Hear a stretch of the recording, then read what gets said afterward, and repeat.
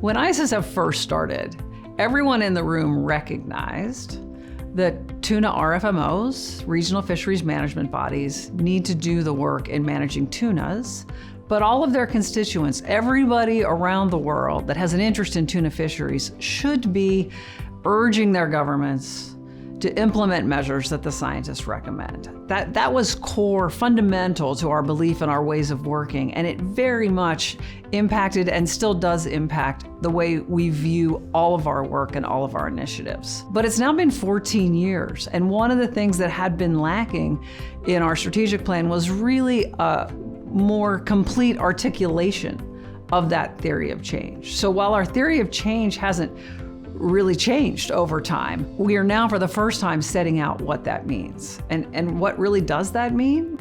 First of all, it means we're guided by the scientific advice. We want to work to make that scientific advice better. We want industry, both processors and vessels, to be implementing and participating in developing the scientific advice, in research studies, in implementing the best management techniques that are out there, and then using the fact that the industry is already doing some things as part of our advocacy to governments, so that ultimately the RFMOs are making the decisions that the fisheries managers need to make. We've never said that before. It's always been fundamental in our minds and in our way of working, but now it's spelled out explicitly in our strategic plan.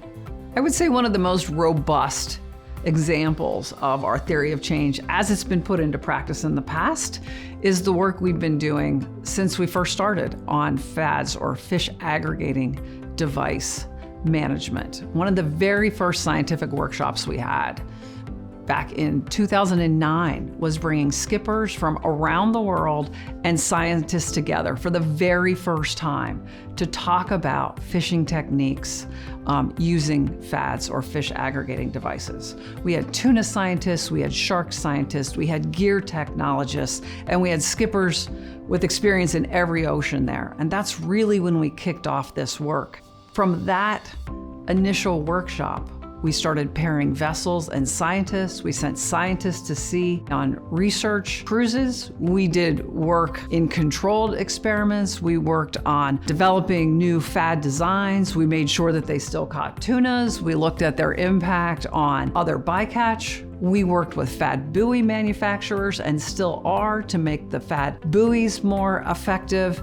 And over the course of time, better techniques, better FADs were developed.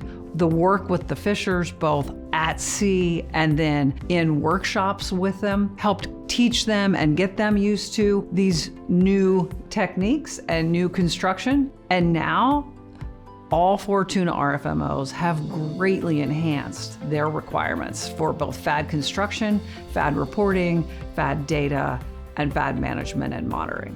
So I'm looking forward to what I see as the next frontier of on-the-water continuous improvement. It's going to be things like electronic monitoring on fishing vessels and using electronic data to provide accurate and timely information to scientists and fisheries managers.